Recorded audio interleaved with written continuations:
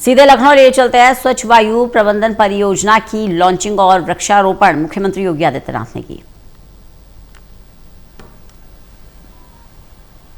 और इसीलिए प्रधानमंत्री जी ने हर भारतवासी से अपील की है कि वृक्षारोपण महाअभियान के दौरान हम जननी और जन्मभूमि के प्रति पर्यावरण की चुनौती का सामना करने के लिए और इन चुनौतियों में हम भी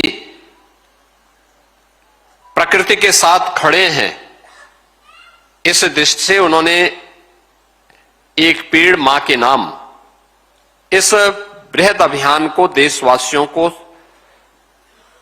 3 वर्ष पहले इसके लिए आह्वान किया था। और मुझे प्रसन्नता है कि आदरणीय प्रधानमंत्री जी की प्रेरणा से आज प्रदेश में हम लोगों ने पिछले 9 वर्ष से अधिक समय पे जो वृक्षारोपण के बृहद कार्यक्रम को आगे बढ़ाया। मुझे याद है पहले वर्ष 2017 में मार्च में सरकार बनी, हम लोगों को वृक्षारोपण के कार्यक्रम को करना था। बामुश्किल 5 लाख पेड़ हमें मिल पाए थे वन विभाग की नर्सरी में। आज वही वन विभाग अपनी नर्सरियों में 50 करोड़ नर्सरी तैयार करता है। आज हमारे पास लगभग 55 करोड़ यानी गवर्नमेंट की भी और प्राइवेट नर्सरियों में भी इतने पेड़ लगाने के लिए नर्सरी मौजूद है। हम लोगों ने लगातार इस संख्या को बढ़ाया है।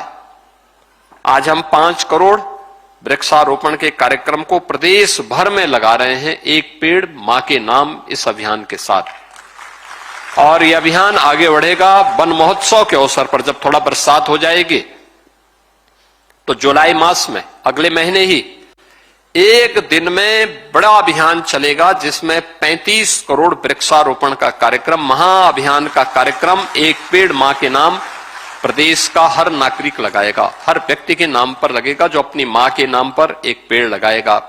और प्रकृति इस धरती माता के प्रति भी अपने कर्तव्यों का निर्वहन उसके माध्यम से करेगा।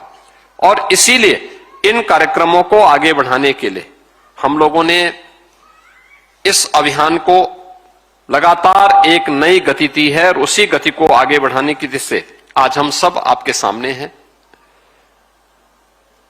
जो चैलेंज हमारे सामने है, जिसके बारे में यहां पर कहा गया, ग्लोबल वार्मिंग है, वायु प्रदूषण है, बायोडायवर्सिटी का क्षरण है और जल संकट, यह अपने आप में एक चैलेंज है। इन सब के लिए इसके कारण क्या हो रहा है? पर्यावरण में ग्रीन हाउस गैसेज, तमाम ऐसे पार्टिकल आ रहे हैं जो लंग्स को प्रभावित कर रहे हैं, सिंथेटिक केमिकल है और समय के साथ ही डिकम्पोज न होने के कारण ऐसी चीजें पर्यावरण में घुल रही हैं जो पर्यावरण के लिए नुकसानदायी हैं। परिणाम है कि वर्षा का चक्र ही बदल गया है। अनियमित वर्षा, सूखा, एक समय में देश के किसी कोने में सूखा होता है, दूसरे कोने में बाढ़ होती है। प्रदेश में ही एक और अतिवृष्टि है, एक और अनावृष्टि है। ये तमाम संकट है और इन सभी संकटों का सामना करने के लिए प्रधानमंत्री जी ने जो विजन देशवासियों को दिया है उसमें वसुधैव कुटुंबकम के अनुरूप उन्होंने कहा है एक पृथ्वी, एक परिवार और एक भविष्य का संदेश भी पूरी दुनिया को उन्होंने दिया है।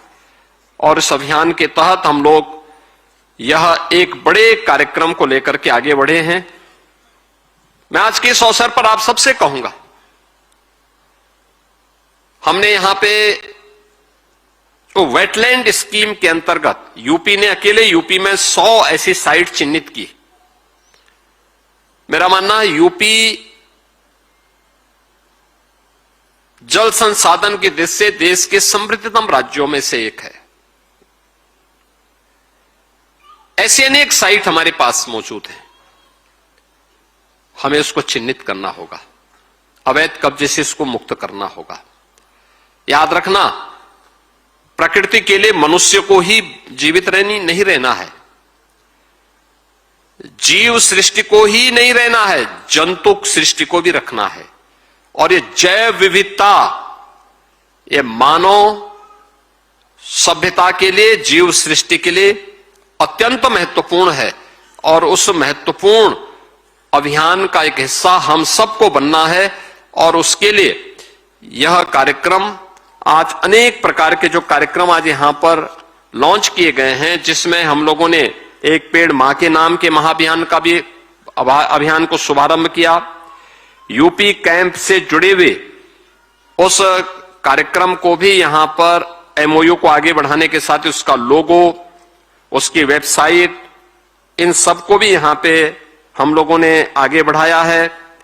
उत्तर प्रदेश में 100 वेटलैंड, इसमें हम लोगों ने उसकी अधिसूचना की घोषणा की है और वेटलैंड पोर्टल को भी लॉन्च किया है। उत्तर प्रदेश पर्यावरण प्रदूषण, जो हमारा पर्यावरण जो प्रदूषण नियंत्रण बोर्ड है, उसने यूपी अपने बोर्ड का मैस्कट का भी अनावरण किया है।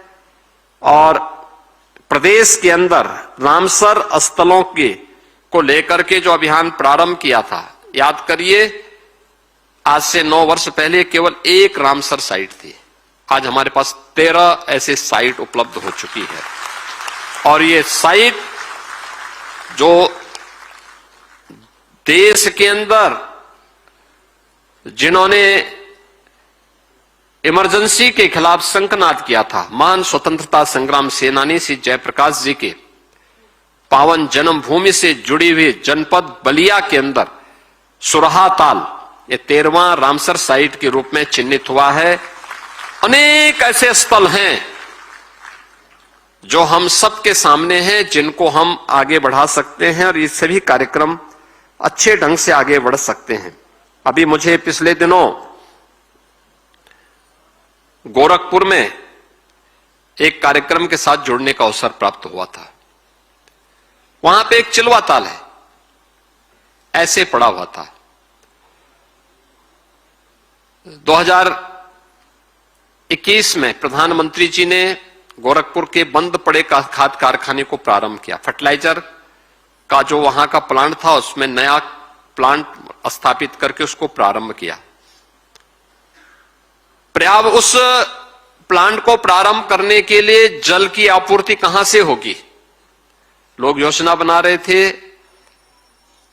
मेरे साथ कुछ अधिकारी बैठे हुए थे, तो मैंने उनको सुझाव दिया। मैंने कहा, सामने एक चिलवा ताल है, अगर आप देखेंगे एकदम सटा हुआ है, उस कारखाने से सटा हुआ है।